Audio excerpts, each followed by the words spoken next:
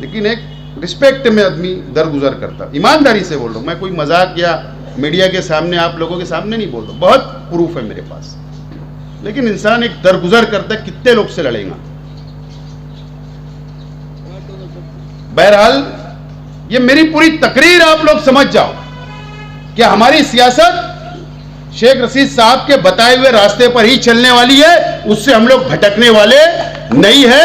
यह सिर्फ मुझे मैसेज आज देना है, बाकी बात तो बहुत करना है।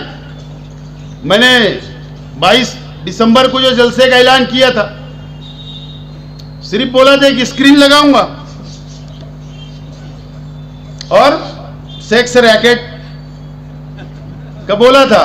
कई लोग की नींद उड़ गई मजाक में, कई लीडर लोग तो सोई नहीं, परेशान है आज भी।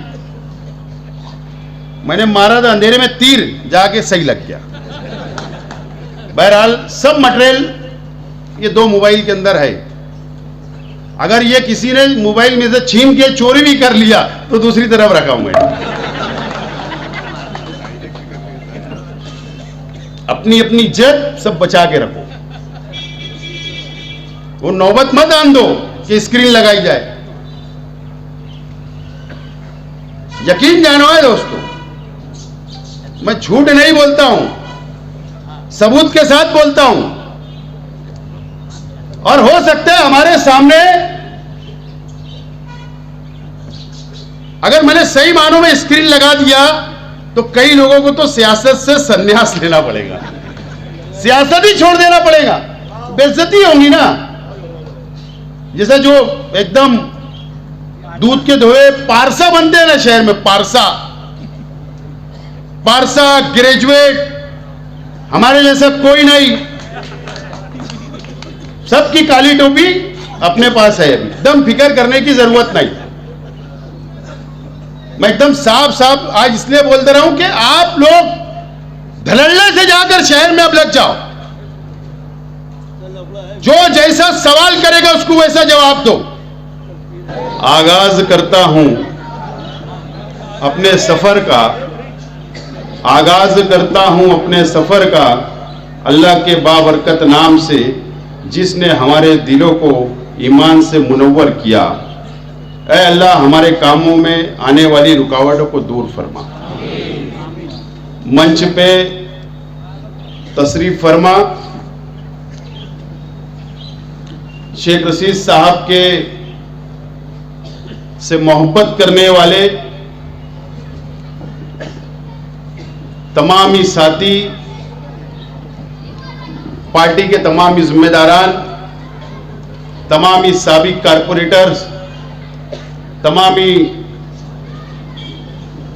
इच्छुक उम्मीदवार, तमाम ही पार्टियों के मेरे नौजवान साथी, दोस्तों और साथियों, सबसे पहले मैं तमाम ही साथियों का, सरपरस्तों का मैं शुक्रिया अदा करता हूं कि आप लोग ने अपना कीमती वक्त निकालकर एक शॉर्ट नोटिस पर, एक शॉर्ट दावतनामे पर आप लोगों ने इस मीटिंग को कामयाब किया। मैं आप लोगों का शुक्रिया अदा करता हूं। और यहां पर हमारे साथियों ने जो मशवरा दिया, जो ताकीद की, जो सरपरस्ती की, ऐसे तमाम ही साथियों का भी मैं शुक्रिया अदा करता हूं। मेरे दोस्त साबिक कारपोरेटर फरीद कुरैशी साहब और उनके साथियों का भी मैं शुक्रिया अदा करता हूं कि घर उन्होंने वापसी किया। शेख रशीद साहब का 4 तारीख को इंतकाल हुआ तो फरीद भाई जमात में थे, 10 दिन की जमात में वो चल रहे थे। और ताज्जुद के वक्त तो उनको खबर आई। उन्होंने मुझसे कहा कि जब यहां मुलाकात के लिए आए तो बोले उसी वक्त तो मैंने तय कर लिया था कि मुझको घर वापसी करना है और आपका, आपके परिवार का साथ दोबारा देना है। मैं आपका और आपके तमाम ही साथियों का इस्तकबाल करता हूं और शुक्रिया अदा करता हूं।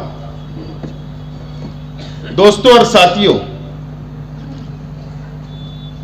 यह फैसला कुन मीटिंग है और हम लोगों को यहां पर फैसला लेना है। आज मैं 20 साल से तकरीर कर रहा हूं।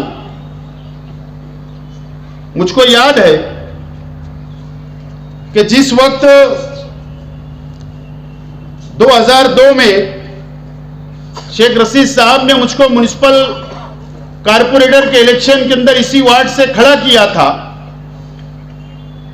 तो गणेश नगर निसार भाई भंगार वाले के कांटे के पीछे फारूक भाई के आपके घर के पास एक मीटिंग थी और उस मीटिंग में जब ना मुझको बोलना आता था, लेकिन उम्मीदवार बन चुका था, तो शेख रशीद साहब बैठे थे और उन्होंने निजामत करने वाले साथी से कहा कि आसिफ का नाम बोल दे। मैं नहीं बोल रहा था कि नहीं, मैं नहीं बोल पाऊंगा, लेकिन शेख रशीद साहब ने कहा कि नहीं, तुझको बोलना है। और मैं खड़ा हुआ और उस वक्त मेरे हाथ और पैर कांप रहे थे और मैंने कहा कि आप मुझको वोट दो, मैं आपका काम करूंगा, और बैठ गया। और वो तारीख है और आज मेरे हाथ और पैर कांप रहे हैं। आज मेरे अंदर हिम्मत नहीं है कि मैं आपके सामने क्या बात रखूं, क्योंकि आज जिस कुर्सी के ऊपर मैं बैठा था और बैठ के मैं सोच रहा था कि ये कुर्सी, मैं बीच में बैठा सदारत कर रहा हूं इस मीटिंग की, लेकिन मुझे यह एहसास हो रहा था कि 4 तारीख से पहले ऐसी मीटिंगों के अंदर शेख रशीद साहब उस चेयर के ऊपर बैठा करते थे और मुझ पे या मेरे घर वालों पर या हमारे साथियों पर कोई जिम्मेदारी नहीं थी, लेकिन एक भ्रम था कि शेख रशीद साहब बैठे हैं, वो सब निपट लेंगे। मैं सोच रहा था कि ये कितनी बड़ी जिम्मेदारी की चेयर है जो ये मुझको निभाना है और आपको मेरा साथ देना है और ये शहर की आवाम को मेरा साथ देना है। ये बहुत बड़ी जिम्मेदारी है, ये छोटी सी बात नहीं है। पहले कोई जिम्मेदारी नहीं थी, मैं एमएलए भी था तो कोई जिम्मेदारी नहीं थी, मैं मेयर भी था तो कोई जिम्मेदारी नहीं थी, लेकिन शेख रशीद साहब आज हमारे बीच में नहीं है। यही सच्चाई है और उनके बिगैर हम लोगों को ये शहर को संभालना है, हमारे साथियों को संभालना है, गरीब वर्कर को संभालना है। ये बहुत बड़ी जिम्मेदारी है और मैं इन तमाम ही लोगों को आज ये मंच देख लो, ये मंच आप देख लो, ये बैठे हुए लोग, ये जो नजर आ रहे हैं, मैं समझता हूं कि ऐसे 100% हाजिरी हम लोगों को कभी नजर नहीं आती थी। मुकम्मल हाजिरी किसी की नजर नहीं आती थी, लेकिन आज सब लोग, सैयद मुस्लिम साहब सूरत में थे, वो सूरत से यहां पर चले आए। रफीक भुरिया साहब बाहर गांव थे, मीटिंग के लिए यहां पर डायरेक्ट पहुंचे। शकील शाह साहब, ऐसे कई साथी जो बाहर गांव थे, लेकिन इस मीटिंग के लिए वो डायरेक्ट मीटिंग के अंदर आए। उनको इस बात की एहसास था, वो तमाम ही लोगों को और आप लोगों को, कि ये मीटिंग बहुत फैसला कुन मीटिंग है और इसके अंदर हमारी हाजिरी जरूरी है। और आप लोग आज ये साबित कर दिया आपने कि शेख रशीद साहब के साथ जिस तरीके से आप, जिस हिम्मत के साथ आप शेख रशीद साहब का साथ दिए, आज मुझको इस बात का और मेरे परिवार को एहसास हो गया कि आप आइंदा भी हमारा साथ देते रहोगे। ये बात का आज मुझे मुकम्मल तौर पर इत्मीनान हो गया कि आप लोग आइंदा भी हमारे अपने साथ रहेंगे। शेख रशीद साहब की यादें हमारे परिवार के साथ, हमारे साथियों के साथ बहुत यादें हैं। तमाम ही साथियों ने कहा, कई लोगों ने, हमारे कई मुखालफिन साथियों ने, दोस्तों ने, शेख रशीद साहब हॉस्पिटल में थे, आईसीयू में थे, तो शेख रशीद साहब ने मुझसे आईसीयू के अंदर कहा कि यार मैं जिंदा हूं तो कई लोगों को बहुत खराब लग रहा होगा शहर में। देखो उनकी एक सोच थी, वो आईसीयू के अंदर भी ये बात सोच रहे थे कि यार मेरा ऑपरेशन भले कामयाब हो गया, मैं जिंदा हूं, ये भी कई लोगों को खराब लग रहा होगा। ठीक है, हमारे मुखालफिन को अपनी निजी महफिलों के अंदर जो बातें चल रही है उनको मुबारक हो, लेकिन शेख रशीद साहब का जो दबदबा इस शहर के अंदर, हमारे मुखालफिन, उनके पास जो शेख रशीद साहब का दबदबा था, शेख रशीद साहब अगर ऐसा मूंछ को हाथ लगा लेते थे देख के तो वो रात भर सोता नहीं था। अगर वो मूंछ पर हाथ लगा दिए और मुस्कुरा दिए तो वो ये सोच में रहता था कि शेख रशीद साहब ने मूंछ पर क्यों हाथ लगाया और क्यों मुस्कुराया। ये दबदबा शेख रशीद साहब का था। कई लोग सोच रहे होंगे कि अब मैदान खुला है, सोच रहे, सही बात है, सोचना भी चाहिए, उनको हक है, क्योंकि हमारे मुखालिफ है, हमारे परिवार का हिस्सा होते तो ऐसा सोचते ही नहीं। उनको बिल्कुल मुकम्मल हक है, 100% हक है। लेकिन उस बाप की औलाद हम बैठे हैं यहां पर कि शेख रशीद साहब के दबदबे को बरकरार रखने के लिए हम लोग मैदान में आ जाए, दबदबे को बरकरार रखने के लिए मैदान में कूदे। आज अगर हमारे अंदर हिम्मत नहीं होती, ताकत नहीं होती, अगर हमारे अंदर लड़ने की ताकत नहीं होती तो 4 तारीख की रात में हम फैसला कर लेते थे कि सियासत को बाय बाय कर देने का। लेकिन अल्लाह का बहुत करम है, शेख रशीद साहब ने जो हमको सिखाया है, जो हमको ट्रेनिंग दी है, जो हमारी तरबियत की है, उससे हमको बहुत हौसला है और इंशाअल्लाह हम लड़ेंगे और जीतेंगे और ये शहर इस बात का गवाह रहेगा। ये बात आज मैं आप लोगों से कहना चाहता हूं। हम न डरने वाले हैं, न दबने वाले हैं और न झुकने वाले हैं। मैं तमाम ही मेरे साथियों से कहना चाहता हूं, तमाम ही हमारे दोस्तों से कहना चाहता हूं, चाहे वो गरीब हो, चाहे वो अमीर हमारा साथी हो, मैं उनसे कहना चाहता हूं डरने की जरूरत बिल्कुल नहीं है। लड़ेंगे, जीतेंगे और इंशाअल्लाह ये शहर गवाह रहेगा कि हम वो हर इलेक्शन जीतेंगे जो ये शहर और आप लोग चाहते हो। अल्लाह की जात से मुझे पूरी उम्मीद है, बहुत उम्मीद है।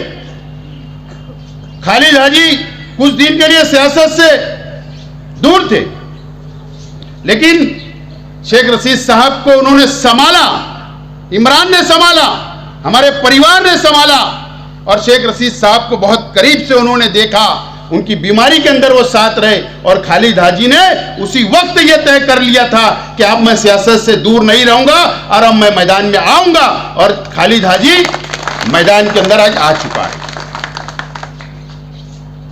न तो मुझको फिक्र थी कि अब मैं अकेला कैसे लड़ सकता हूं, लेकिन इंशाअल्लाह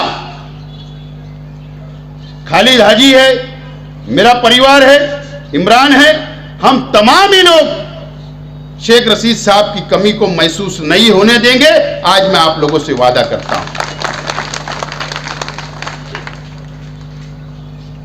जलील चाचा है, अकील चाचा है, रफीक बड़े अब्बा है, हमारे चाचा के बच्चे हमारा परिवार, हमारा खानदान, और आप लोग तो है उससे बढ़ के, हमारे परिवार से बढ़ के आप लोग हैं। अगर आपका साथ रहा तो इंशाल्लाह शेख रशीद साहब की कमी को हम लोग महसूस होने नहीं देंगे शहर के अंदर। ये बात का मैं वादा करता हूं।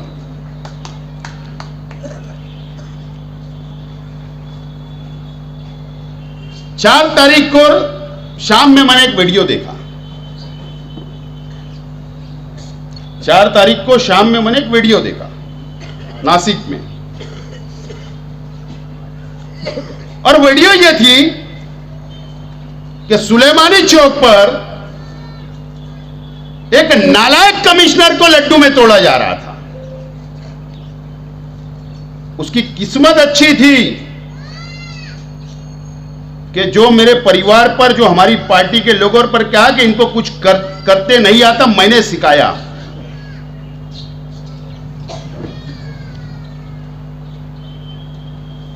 कि शेख रशीद साहब का इंतकाल हो गया था, और अगर वो 15 दिन तक अगर शहर में रह जाता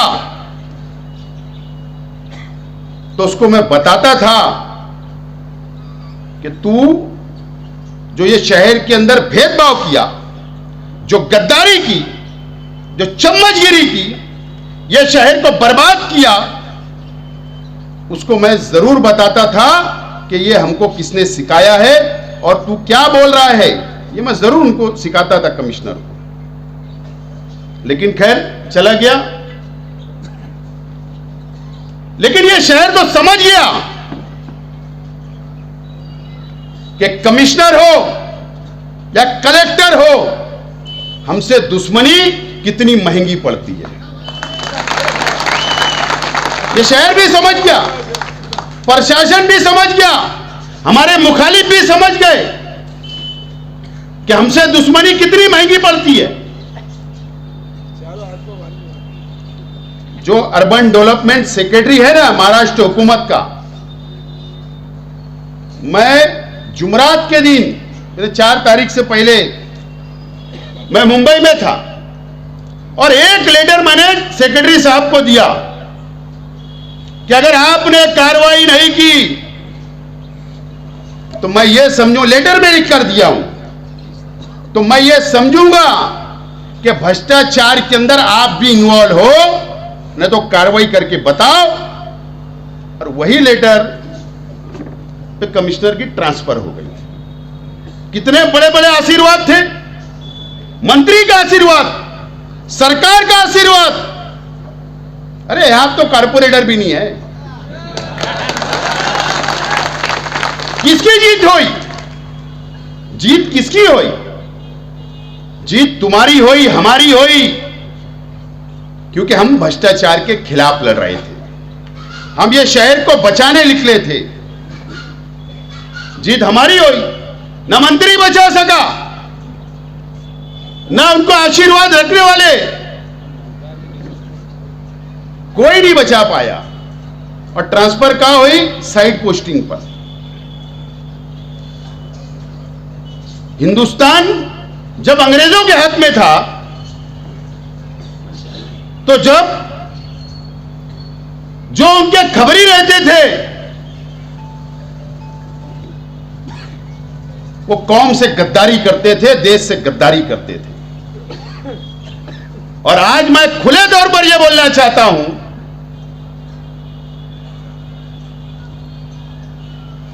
कि हमारे शहर के साथ, ये शहर के साथ, हमारी कौम के साथ, हमारे मुखालिफ में जो लीडरान है वो ये शहर से, इस कौम से गद्दारी कर रहे हैं और फिरका परस्त लीडरान का साथ दे रहे हैं और ये शहर को खोखला कर रहे हैं। ये साफ तौर पर मेरा इल्जाम है, और नहीं तो ये शेख आसिफ साबित करके बताएगा। 50 करोड़ के काम का टेंडर फ्लैश हुआ कल नगर उद्यान का। ये मीडिया के साथी बैठे, 50 करोड़ रुपए का, जो 70% हुकूमत देती, 30% कारपोरेशन का हिस्सा होता, यानी आपका और हमारा पैसा इस शहर का। मुझे बताओ कि सेंट्रल असेंबली हल्के के अंदर कितनी आबादी है? 50 करोड़ में कितना मिलना चाहिए था? 50 करोड़ में 25 करोड़ कम से कम मिलना चाहिए था। ये कौम के गद्दारों ने अपने जाति मुफाद के लिए सिर्फ 7 करोड़ में कंप्रोमाइज कर लिए, 7 करोड़ में।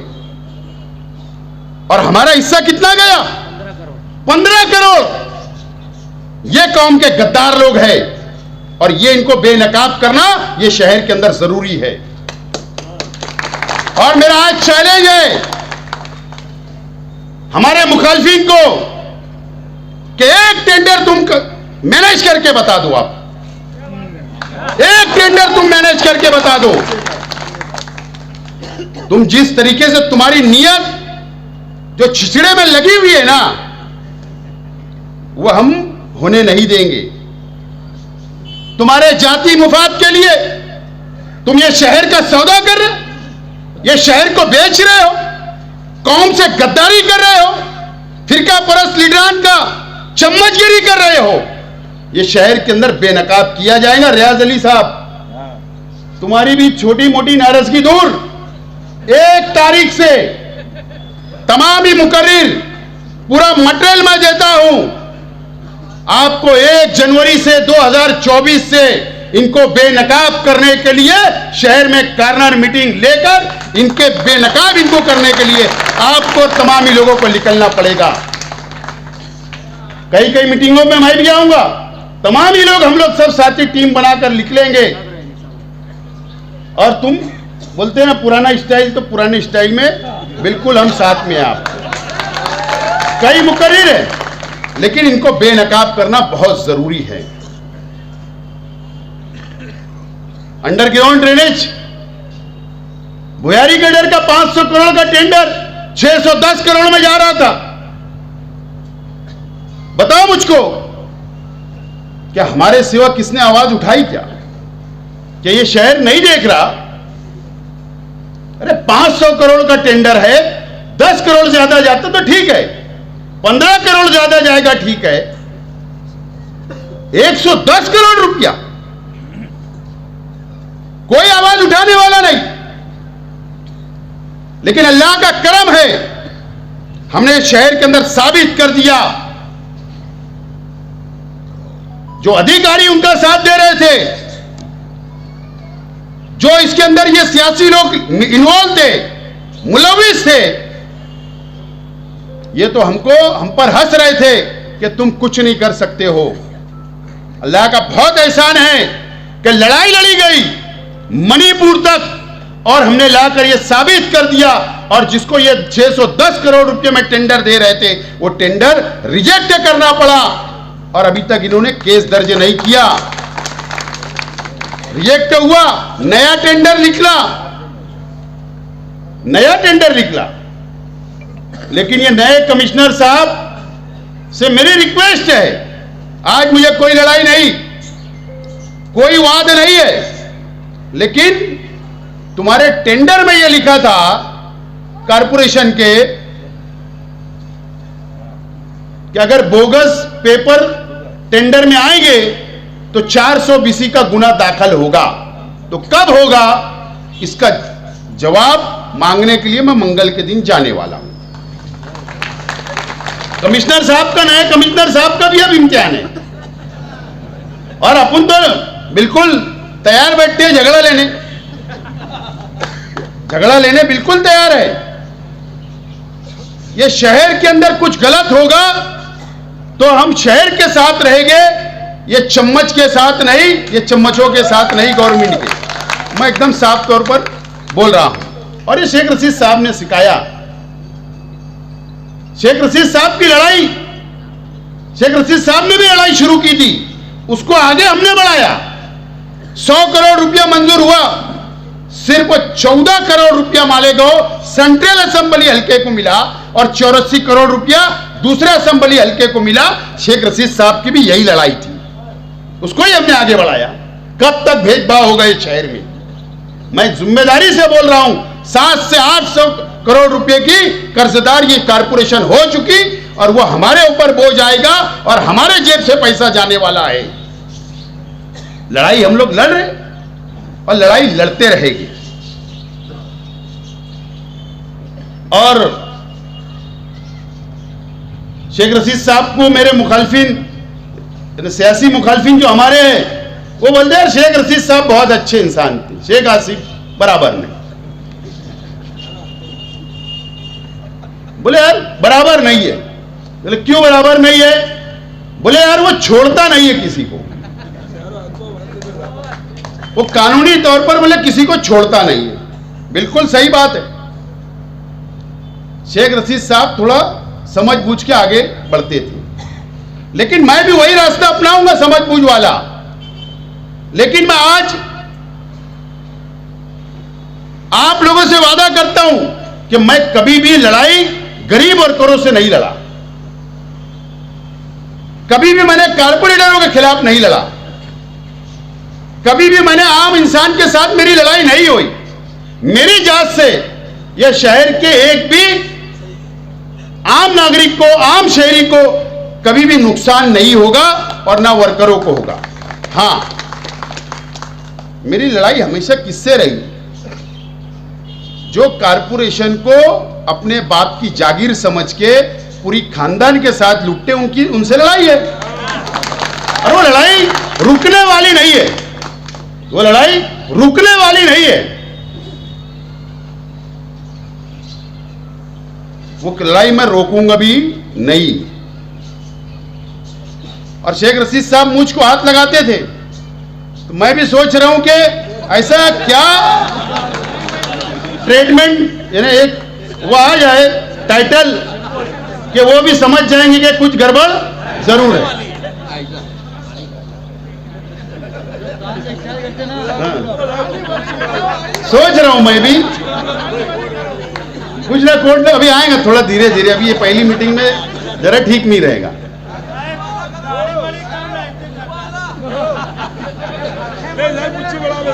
थोड़ा रुक के जरा अच्छे वाला स्टाइल।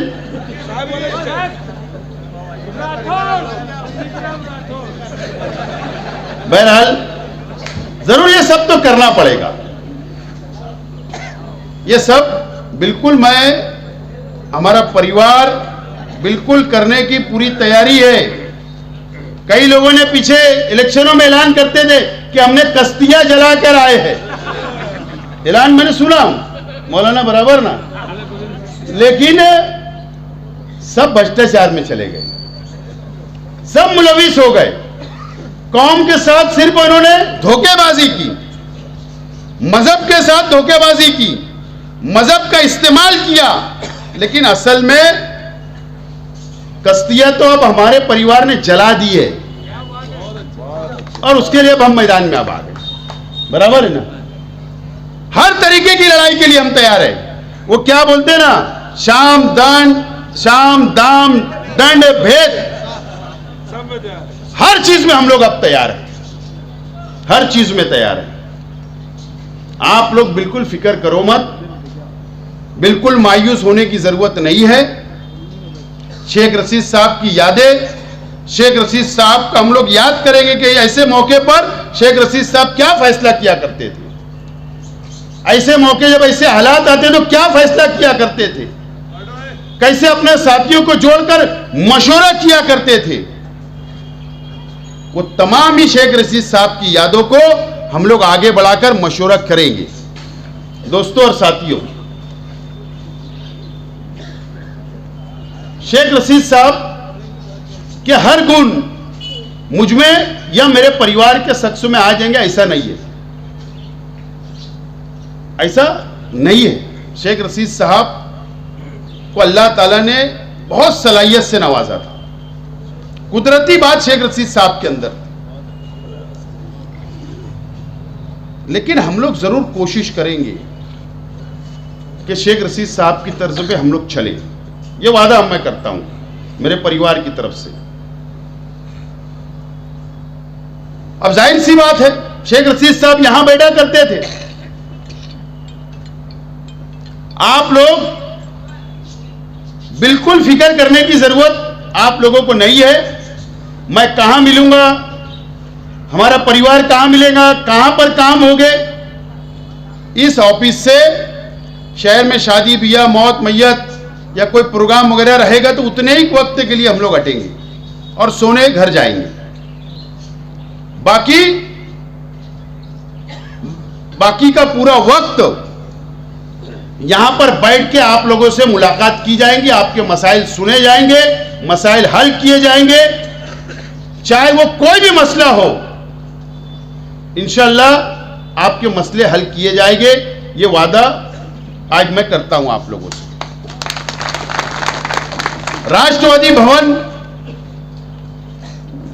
के पहले माले पर एक ऑफिस का काम चल रहा है। उस ऑफिस का नाम शेख रशीद चैरिटेबल फाउंडेशन होगा।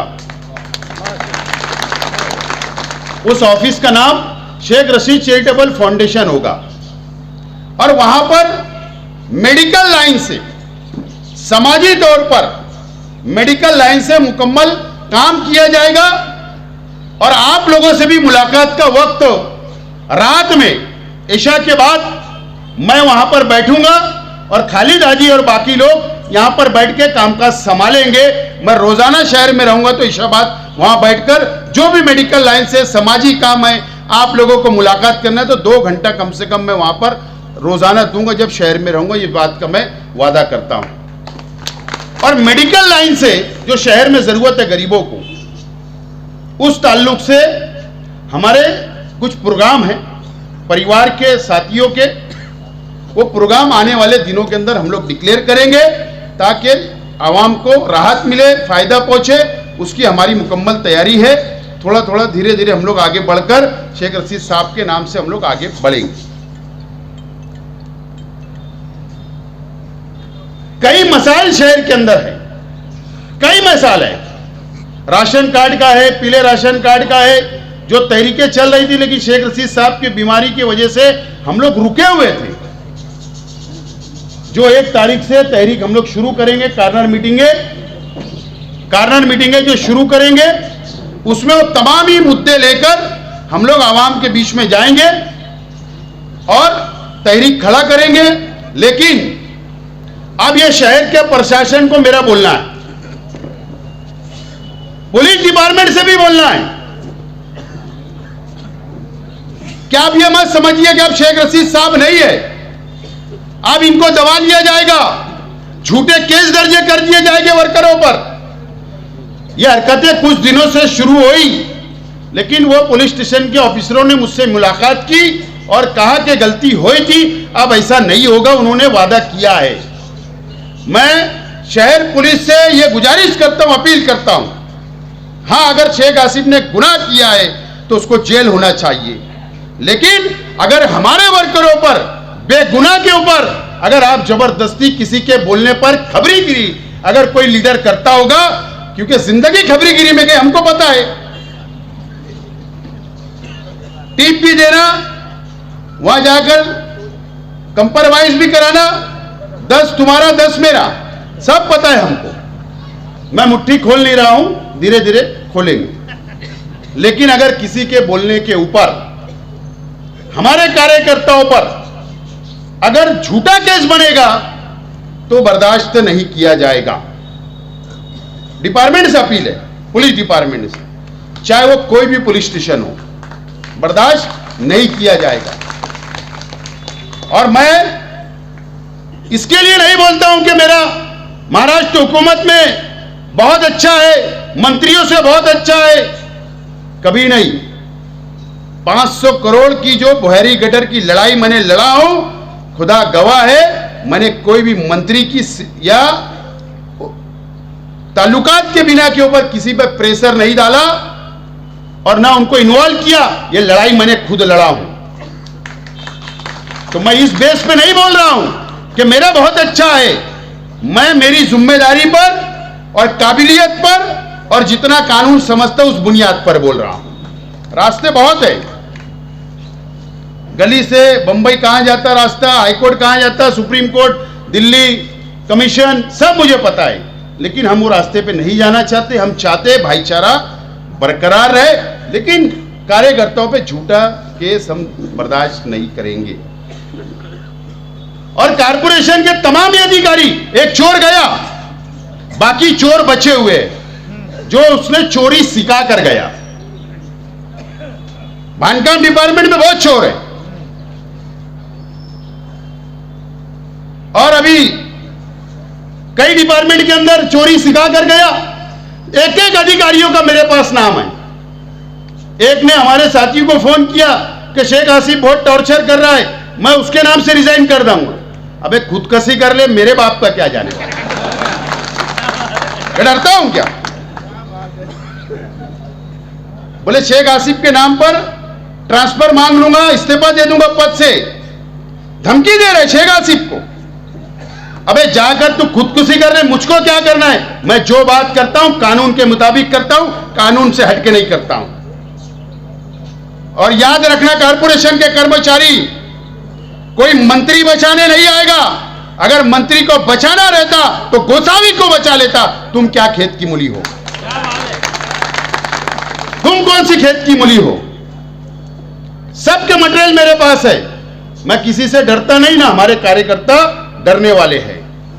और नए कमिश्नर साहब से भी कि हमारे साथ इंसाफ अगर नहीं हुआ, हमारे कारपोरेटर, साबिक कारपोरेटर कार्यकर्ताओं के साथ और शहर की आवाम के साथ, कौम के साथ अगर इंसाफ नहीं हुआ तो तुम्हारे खिलाफ भी ऐलान जंग किया जाएगा।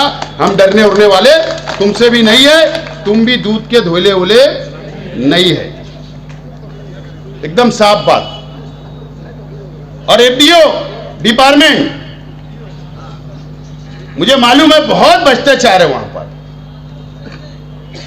मंत्री के बोलने पे कार्ड दे दे रहे 2 दिन में, इसके बोलने पे कार्ड दे दे रहे, सब मालूमात है।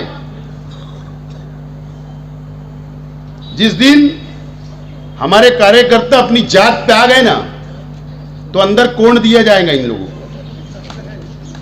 मैं एकदम साफ बात बोल रहा हूं, जितने हमारे प्रकरण पेंडिंग है वो भी निकालना पड़ेगा। हर चीज की हमारी तैयारी है उनसे भी लड़ने की। यह शहर का कोई भी डिपार्टमेंट हो, हर डिपार्टमेंट से हमारी तैयारी है, लेकिन हम पहले इंसाफ मांग रहे हैं। पहले हमको इंसाफ दे दो, कोई लड़ाई नहीं, किसी से लड़ाई नहीं। शहर के साथ, कौम के साथ, जानबूझ के कौम बोल रहा हूं, इंसाफ दे दो, कोई लड़ाई नहीं। लेकिन तुम्हारी चम्मचगिरी नहीं करेंगे। जो दूसरे लीडर जो चम्मचगिरी कर रहे हैं वो हम नहीं करेंगे, क्योंकि शेख रशीद साहब ने सिखाया ही नहीं, तो कैसे उस रास्ते पे जा सकते हैं हम? सोचते होंगे ताल्लुके का एक लीडर जेल में चला गया, उसको जेल में डाल दिए। मैं तो इंतजार में हूं, मेरा भी नंबर लगा दो। मेरे पास भी उधर के लीडरान के खिलाफ में बहुत भ्रष्टाचार के प्रूफ हैं, लेकिन एक रिस्पेक्ट में आदमी दरगुजर करता। ईमानदारी से बोल रहा हूं, मैं कोई मजाक या मीडिया के सामने, आप लोगों के सामने नहीं बोल रहा, बहुत प्रूफ है मेरे पास। लेकिन इंसान एक दरगुजर करता है, कितने लोग से लड़ेगा। बहरहाल ये मेरी पूरी तकरीर आप लोग समझ जाओ कि हमारी सियासत शेख रशीद साहब के बताए हुए रास्ते पर ही चलने वाली है, उससे हम लोग भटकने वाले नहीं है। यह सिर्फ मुझे मैसेज आज देना है, बाकी बात तो बहुत करना है। मैंने 22 दिसंबर को जो जलसे का ऐलान किया था, सिर्फ बोला था कि स्क्रीन लगाऊंगा और सेक्स रैकेट का बोला था। कई लोग की नींद उड़ गई मजाक में, कई लीडर लोग तो सोई नहीं, परेशान है आज भी। मैंने मारा था अंधेरे में तीर, जाके सही लग गया। बहरहाल सब मटेरियल ये 2 मोबाइल के अंदर है। अगर ये किसी ने मोबाइल में से छीन के चोरी भी कर लिया तो दूसरी तरफ रखा हूं मैं। अपनी अपनी इज्जत सब बचा के रखो, वो नौबत मत आन दो कि स्क्रीन लगाई जाए। यकीन जानो है दोस्तों, मैं झूठ नहीं बोलता हूं, सबूत के साथ बोलता हूं। और हो सकता है हमारे सामने, अगर मैंने सही मानों में स्क्रीन लगा दिया तो कई लोगों को तो सियासत से संन्यास लेना पड़ेगा, सियासत ही छोड़ देना पड़ेगा, बेइज्जती होगी ना। जैसे जो एकदम दूध के धोए पारसा बनते हैं ना शहर में, पारसा ग्रेजुएट, हमारे जैसा कोई नहीं, सबकी काली टोपी अपने पास है, एकदम फिक्र करने की जरूरत नहीं। मैं एकदम साफ साफ आज इसलिए बोलते रहा हूं कि आप लोग धड़ल्ले से जाकर शहर में अब लग जाओ, जो जैसा सवाल करेगा उसको वैसा जवाब दो, जैसा उनकी तैयारी है उसके अंदर हमारी तैयारी है। और कारपोरेशन का चुनाव हो, असेंबली हो, पार्लियामेंट हो, हर इलेक्शन की तैयारी हमारी अपने पास है। मैं एक आखिरी ऐलान कर रहा हूं कि सब लोगों ने तजवीज रखे कि एक टेलर देना पड़ेगा जलसा लेकर शहर के अंदर, गलत फहमियां दूर करने के लिए। मैं ऐसा चाहता हूं कि अगर आपकी मर्जी रही तो हाथ उठा देना कि 12 जनवरी बरोज जुमा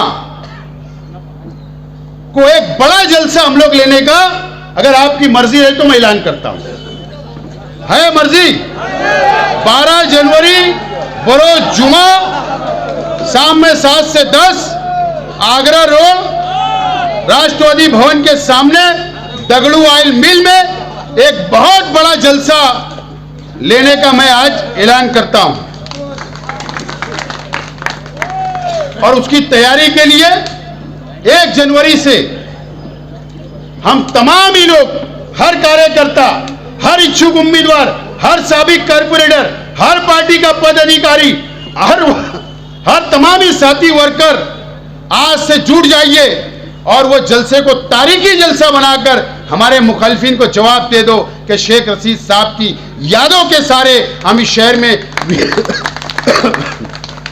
विकास और डेवलप, और ये शहर के अंदर जो शेख रशीद साहब का एक नारा था विकास और डेवलप, उनकी यादें के सारे हम लोग आगे बढ़ के ये शहर को बताने के लिए जलसा लेना है।